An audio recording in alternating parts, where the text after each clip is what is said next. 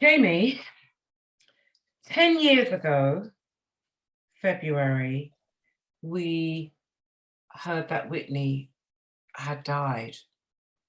And I can remember where I was when I heard. It was early in the morning when I heard. It was the Grammy party. What has the music scene been like in America without Whitney? I know that's a very general question. Yeah, but I mean, she was our star. She was our baby. She was a light. The fact that she was found in our tub or whatever in bathtub, and she was supposed to be going to the Grammys that night, but she had been at the bar drinking. I knew that, and that I knew. I'm an elder. I know about consequences. I know you can go down a path, for so long, so far that eventually that path back to sanity disappears. It's not there Yeah. anymore. Yeah. It's not Yeah. I said it to my daughters, set your boundary. I know it's not always easy. It's not the going out that's painful. It's the coming back. Yes. That's when you learn the lessons. Yeah. That's when you bear the pain. That's when your eyes truly open. Yeah. What I found really sad about Whitney was she never got a chance to come back.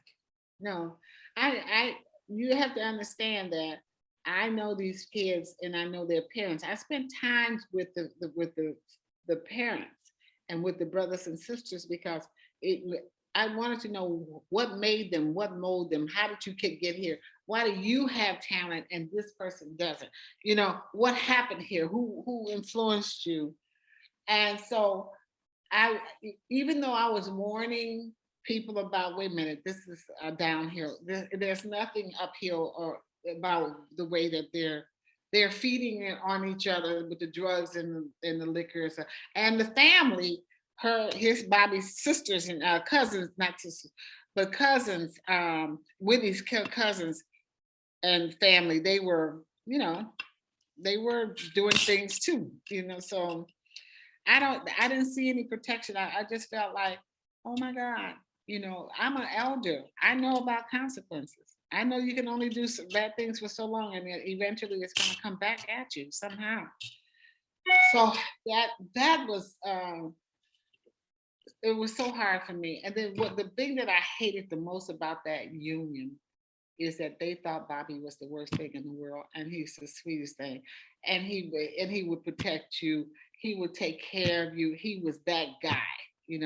Things got crazy with the show. With the reality show, and I remember Bobby when he was ordering all this food when we were sitting there having lunch and stuff. He ordered about $400 or $500 lobster and all kinds of stuff, and then got up and left. That was on me. I had to pay. I'm like, you little okay, all right then. I'm not gonna say anything. But to them, that wasn't a lot of money. Yeah. Not to them, but I'm not on the stage. Yeah. But I couldn't get because they would have me have access to them. So why do you think there are so many directors, producers? Why do you think there's so much interest in making so many Whitney biopics? Because there have been quite a few. What is it? Why won't we let this woman rest in peace? It hasn't been, you haven't seen any life like that, any like hers come up as a little brown skinned girl with this huge, incredible voice from God directly into her throat.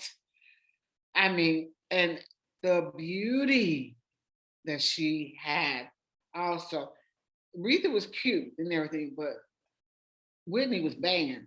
You see what I'm saying? And and she's got this little slim white girl body.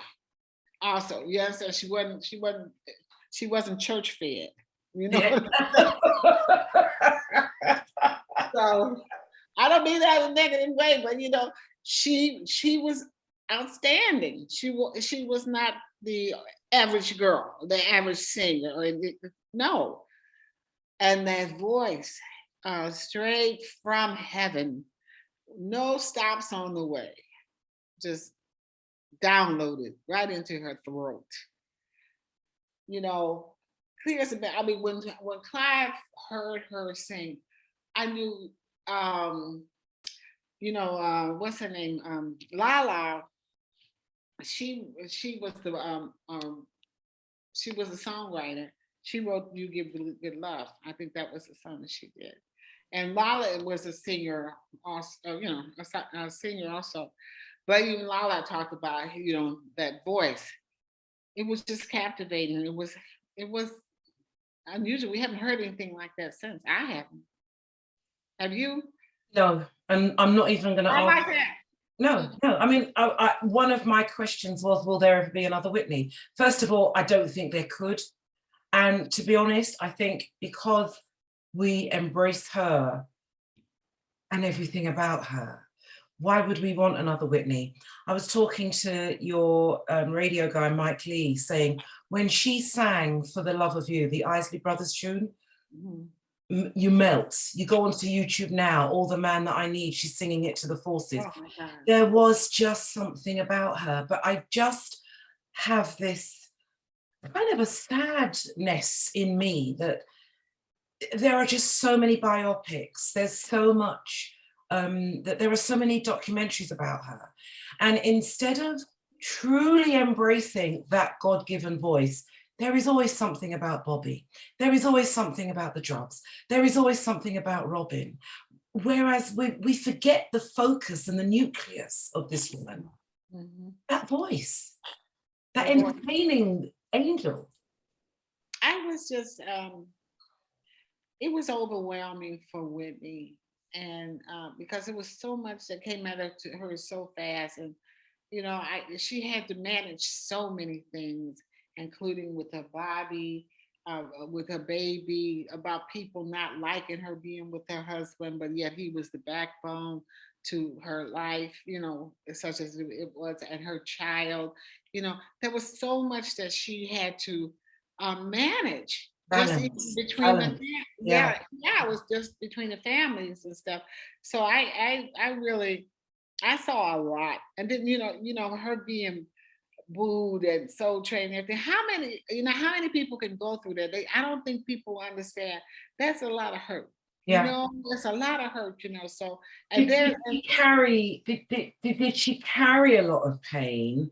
And there I am talking about drugs. I don't want to talk about the drugs. Do you think maybe that was the outlet to release a lot of pain? Oh, absolutely. See, but when Whitney Bobby didn't use drugs or something. After Bobby drank, he liked beer. That's what he beer and cigarettes. That was what he was. I don't know if it got heavier. The drugs and stuff got heavier when they got they get away from you after a while. Yeah. It's the bigger they get. So that's the problem that Black media goes through. You can be there for them in the beginning, but once they get to that superstar status, you can't have access to them. Yeah. It takes them away, and that's when they need you the most. Yes. Because you understand what I'm saying? You need to be kept on the straight and narrow. Yes. Right. Yes.